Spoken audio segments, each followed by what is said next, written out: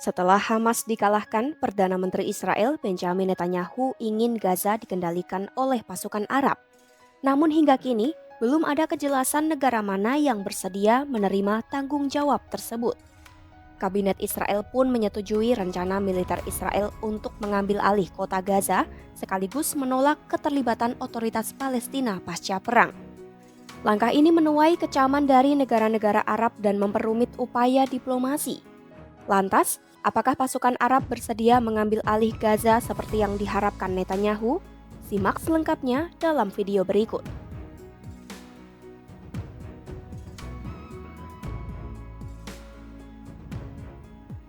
Netanyahu telah bersumpah akan menggulingkan Hamas setelah serangan mematikan pada 7 Oktober 2023. Namun, 2 tahun telah berlalu dan Israel belum berhasil melenyapkan Hamas secara total dari Gaza. Untuk itu Netanyahu berambisi menguasai seluruh Gaza agar bisa mencapai tujuannya, bahkan ia ingin menyerahkan kendali Gaza kepada pasukan Arab.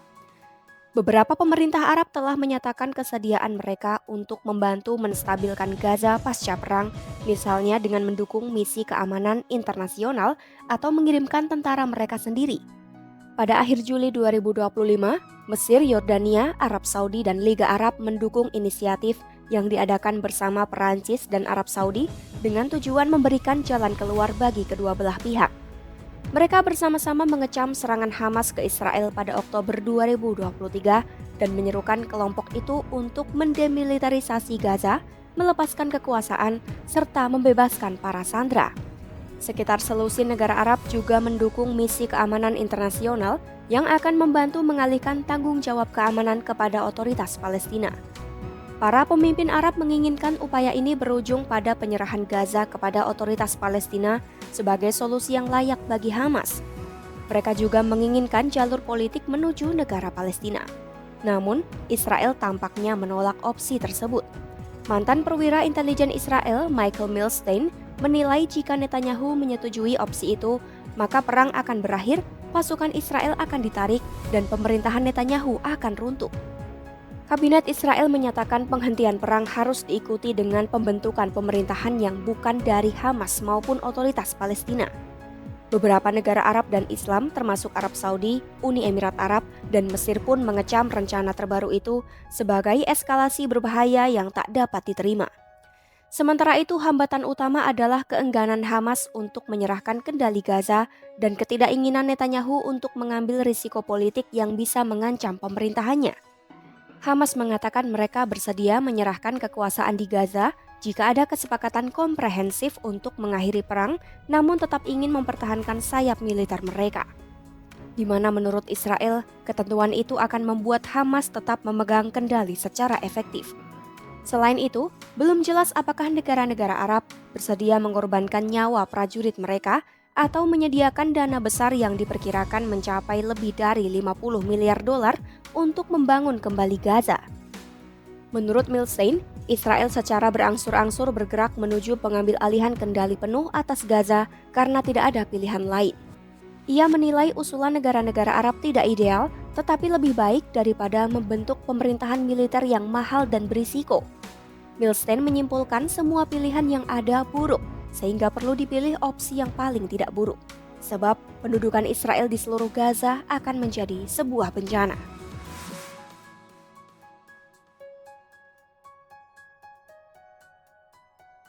Dalam wawancara dengan Fox News, Netanyahu mengatakan Israel berniat menguasai seluruh Gaza, namun pernyataan resmi kantornya menyebutkan militer hanya akan bersiap mengambil alih kota Gaza. Hal ini membuat niat utama pemerintah Israel menjadi tidak jelas. Netanyahu menjelaskan pengambil alihan itu bertujuan menjamin keamanan Israel, menyingkirkan Hamas dari kekuasaan, dan memungkinkan pemerintahan sipil dialihkan kepada pihak lain. Namun, ia juga menegaskan Israel tidak tertarik mempertahankan kendali permanen atas seluruh Gaza. Beberapa analis menduga Netanyahu menggunakan ancaman operasi militer sebagai alat negosiasi untuk mendapatkan konsesi dari Hamas, terutama setelah negosiasi gencatan senjata yang sedang mandek. Sayangnya, rencana Netanyahu ditentang oleh Kepala Staf IDF Eyal Zamir yang menolak perluasan perang di Gaza. Ia mempertanyakan kondisi fisik dan kelelahan tentara cadangan setelah bertempur hampir 2 tahun. pimpinan IDF justru lebih memilih gencatan senjata daripada perang baru. Senada, mantan komandan pasukan Israel di Gaza, Gadi Shamni, menilai operasi militer tambahan tidak akan membawa hasil yang diinginkan seperti kembalinya para sandera atau kekalahan Hamas. Menurutnya, konflik lebih lanjut akan menyebabkan lebih banyak korban, merusak reputasi Israel di dunia, melemahkan perekonomian, dan memperdalam krisis kepercayaan antara pemerintah dan militer. Pendudukan kota Gaza untuk jangka panjang diperkirakan akan memakan waktu bertahun-tahun dan dana besar untuk membangun pemerintahan militer yang efektif.